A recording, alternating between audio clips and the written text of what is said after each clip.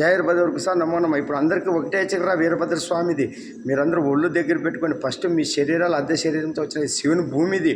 ఈ ఆస్తి అంత సంపద అంతా శివుంది. ఈ శివుని సంపద తినాలంటే అర్హత ఉండాలా. ధర్మంగా ఉంటేనే కడుపు కంటుతుంది. ఏం రామోజీరావు ఏమన్నా ఎంట కట్టిపోయినా ఫిలిం సిటీ కట్టించా. ఏమి ఈరోజు అంబానీ ఆదరణలు ఏమన్నా ఎంట కట్టిపోతాడు. ఈడేడ్చిపోవాల్సిందే అందరూ. కానీ నడిపిస్తుంటాడు. ఒకవేళ మనకి అంత నడిపించే ప్రభుత్వం రంగ సమస్యలు ఎంత మాత్రం నష్టపరిచాం చూసినాం. పెట్రోలం ఎట్లా, బ్యాంకులు ఎట్లా అంత లాస్ ఎట్లా చేస్తున్నాము. ఇప్పుడు కూడా అవన్నీ కొన్ని మిగిలినాయి. అవి కూడా మిగిలికుండా చేస్తున్నారు ఉద్యోగస్తులకు తస్మా జాగ్రత్త. గవర్నమెంట్ ఎంప్లాయీస్లు చాలా జాగ్రత్తగా ఉండాలా. సూర్యుడు పొద్దున వచ్చి 6 గంటలకు వచ్చి సాయంత్రం 6 గంటలకు పోతాడు.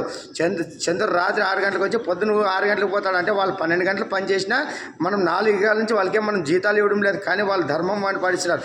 కానీ మనకి మాత్రము 8 గంటల పని, దాంట్లో లంచ్ బ్రేక్ అంతా 6 గంటలు కూడా పని చేయరు. మీరు డిసిప్లిన్ తప్పుతున్నారు. ఇవన్నీ వీరభద్రంలో నడదు. అందరికీ పనిష్మెంట్ ఉంటుంది. తస్మా జాగ్రత్త. కర్మ సిద్ధాంతం నడుస్తుంది. ఒళ్ళు దగ్గర పెట్టుకొని బతకండి. జై వీరభద్ర.